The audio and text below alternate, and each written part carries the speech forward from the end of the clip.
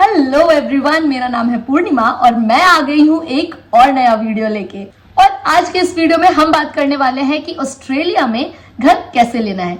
घर लेने से मेरा मतलब ये नहीं है कि घर कैसे खरीदना है, पर जब हम ऑस्ट्रेलिया लैंड होते हैं तो आते ही तो हम घर नहीं खरीदते हैं, हम ढूंढते हैं कोई रेंटल प्रॉपर्टी। तो यहाँ पे किस तरह से आते ही हमें घर ढूंढना है रेंट पे और क्या प्रोसीजर्स हैं, इस बारे में आज हम बात करेंगे इस वीडियो में। So without doing any further ado, let's start.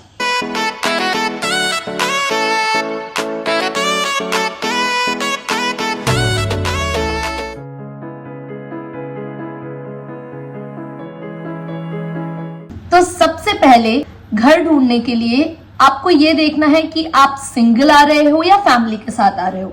अगर आप सिंगल हो तो आप उसी अकॉर्डिंग अपना बजट बनाओगे और अगर फैमिली के साथ हो तो आप उस अकॉर्डिंग अपना बजट बनाओगे। तो स्टेप नंबर 1 में हम सबसे पहले बनाएंगे अपना बजट कि हमें किस रेंज तक का घर लेना है, क्योंकि यहाँ पे जो रेंट होता है वो वीकली बेसिस पे होता है। हमारे इंडिया की तरह हम हर महीने के एंड में यहाँ पे रेंट नहीं देते हैं।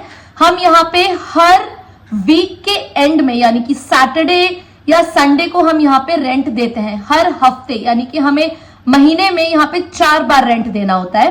तो आपको उस हिसाब से अपना बजट बनाना है सबसे पहले तो, कि आपको किस प्राइस रेंज तक का घर चाहिए या कमरा चाहिए। क्योंकि नॉर्मली जो बैचलर्स होते हैं वो यहाँ पे शेयरिंग में रहते हैं, यानी कि एक घर में 3-4 लोग मिल के रहते हैं। और जो फैमिली के साथ जो यहाँ पे आते हैं वो नॉर्मली पूरा घर रेंट पे लेते हैं, या कई बार फैमिलीज ऐसी भी होती हैं जो शेयरिंग में भी रहती हैं, यानी कि किसी बैचलर को साथ में रख लिया ताकि उनका जो रेंट है वो शेयर हो जाए। तो हमें सबसे पहले डिसाइड करना है अपना बजट, और हमारा बजट डिसाइड होता है इस हिसाब से कि हमें शेयरिंग में रहना है या फिर हमें अपने लिए इंडिविजुअल घर चाहिए।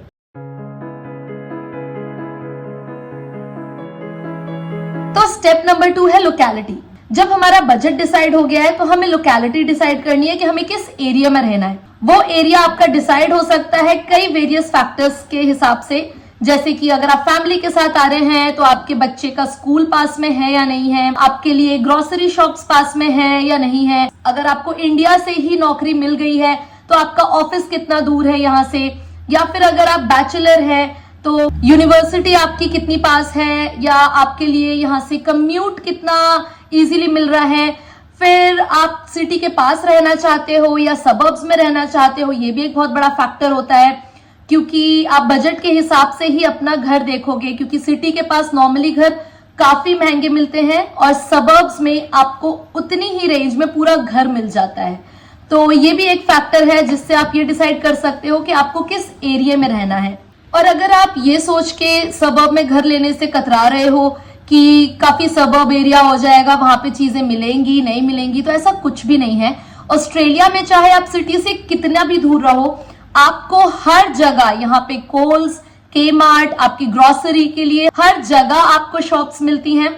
उसके अलावा हर थोड़ी थोड़ी दूरी पे पेट्रोल पंप्स हैं, हर घर के सामने यहाँ पे बस स्टॉप्स हैं। सो इट डजंट मैटर आप सिटी के पास रह रहे हो या दूर रह रहे हो, आपको हर जगह फैसिलिटी सेम मिलेगी। हाँ, बस ये है कि अगर आपकी यूनी या आपका ऑफिस सिटी में है तो आप प्रिफर करोगे कि आपका जो ट्रैवलिंग टाइम है वो कम हो, तो इसीलिए आप सिटी के पास प्रिफर करोगे, वरना सबर्ब्स भी यहाँ पे बहुत अच्छे हैं और रहने लायक हैं। अब बढ़ते हैं स्टेप नंबर 3 की तरफ।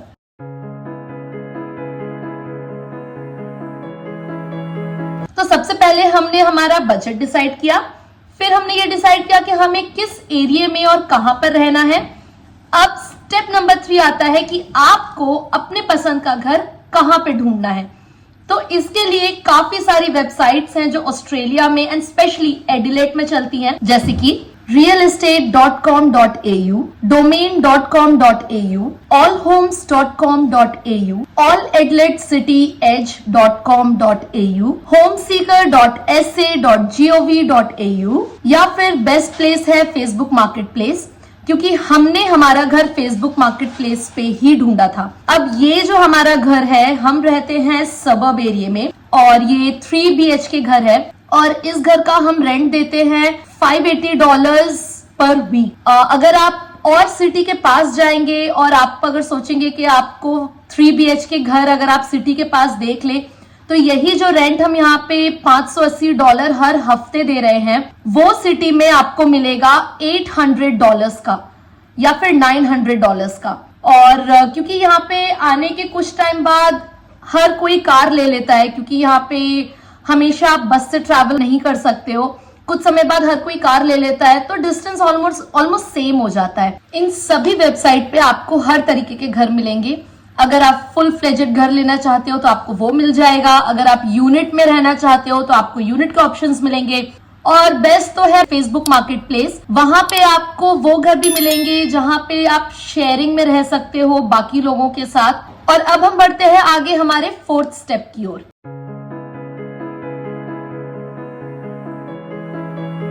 अब जब आपने घर ढूंढ लिया और आपने ये डिसाइड कर लिया है कि आपको कहाँ रहना है, घर में रहना है या यूनिट में रहना है या फिर आपको शेयरिंग में रहना है, इसके बाद अब आता है हमारा कॉन्ट्रैक्ट, जो कि हम लैंडलॉर्ड के साथ करते हैं। और ये अग्रीमेंट जो है ये होता है लैंडलॉर्ड और टेनेंट यानी कि आपके बीच में, और इसे कहते हैं RTA, रेसिडेंशियल टेनेंसी अग्रीमेंट या फिर लीज। और इस लीज का फॉर्म आपको मिल जाएगा CBS में, यानी कि द कंज्यूमर बिजनेस सर्विस, और वो भी फ्री मिलता है। या तो फिर आप इसके लिए ऑनलाइन भी अप्लाई कर सकते हो, और इसकी वेबसाइट है sa.government.au/tenancy/private rental form। ये एक तरीके की थर्ड पार्टी है जो कि गवर्नमेंट की ही होती है, और ये आपके लैंडलॉर्ड और आपके बीच में एज अ थर्ड पार्टी रहती है। और ये जो मैंने अभी आपको वेबसाइट बताई है ये सिर्फ साउथ ऑस्ट्रेलिया के लिए है, क्योंकि हर स्टेट के लिए उनकी अपनी वेबसाइट होती है।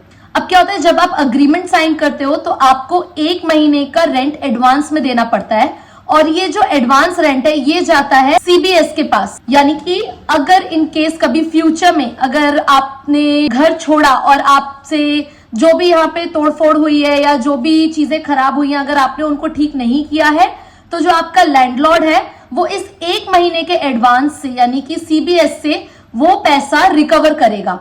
और अगर आपका सब कुछ सही रहा है और आप घर छोड़ रहे हो तो ये पैसा CBS आपको एज इट इज रिफंड करती है। अब अग्रीमेंट के जो भी कंडीशंस होते हैं वो आपके लैंडलॉर्ड ही डिसाइड करते हैं कि क्या होगा क्या नहीं होगा अग्रीमेंट में।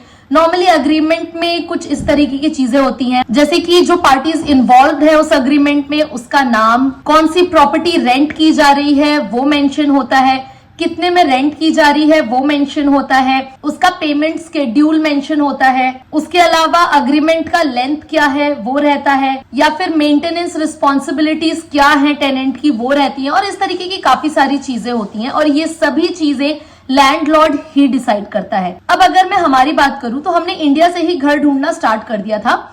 हमने सबसे पहले जो है एयरबीएनबी बुक किया था, और हम साथ ही में रेंटल घर भी देख रहे थे। बट क्योंकि एयरबीएनबी बहुत एक्सपेंसिव होता है, और आप जब शुरू में आते हो तो आपको ऑब्वियसली मतलब अगर नहीं मिलता है घर तो you can go for Airbnb, पर Airbnb is way more expensive than a rental house. तो हम रेंटल हाउस के लिए भी ढूंढ रहे थे, लेकिन हम उसके लिए फेसबुक मार्केट प्लेस पे ढूंढ रहे थे, और हमें फेसबुक मार्केट प्लेस के थ्रू ही ये घर मिला था। मैं तो यही सजेस्ट करूंगी कि अगर आप ऑस्ट्रेलिया आ रहे हो तो इंडिया से ही घर ढूंढना स्टार्ट करो, और बेस्ट होगा फेसबुक मार्केट प्लेस पे देखो।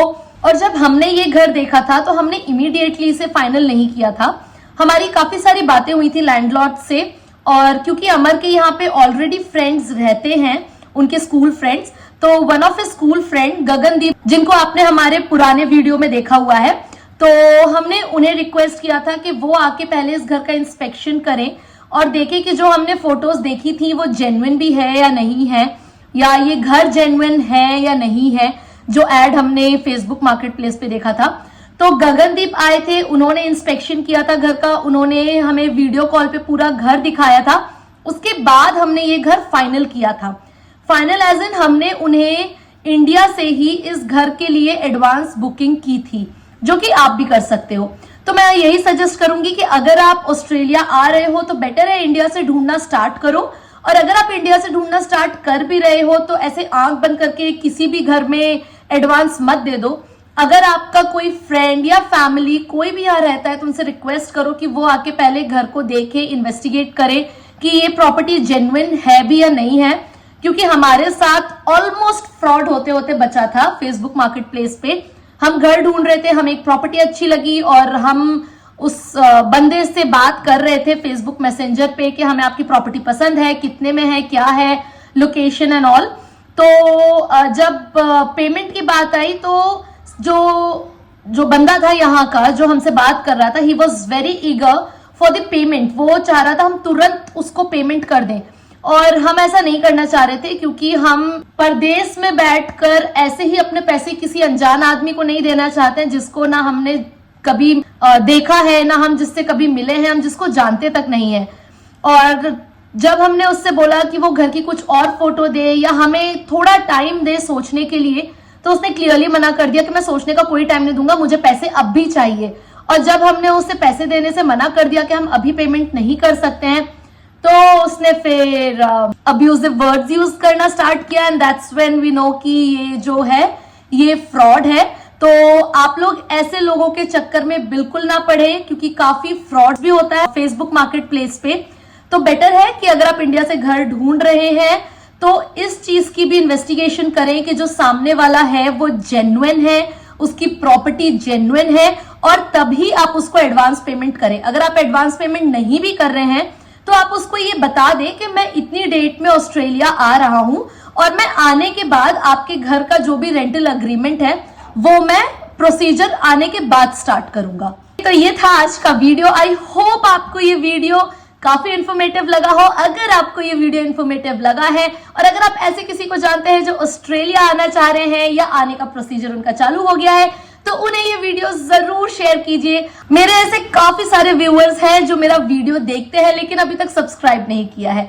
तो अगर आपको मेरी ये वीडियो पसंद आते हैं तो प्लीज इस चैनल को सब्सक्राइब कर दो यार, फ्री है। मैं इस चैनल पे और भी ऐसे इंफॉर्मेटिव और अमेजिंग वीडियोस लाती रहूंगी और आपको इंडियंस लाइफ इन एडिलेड पता चलती रहेगी। So please do subscribe to my channel. मैं अब आपसे मिलूंगी मेरे नेक्स्ट वीडियो में। Till then stay safe, stay healthy, bye.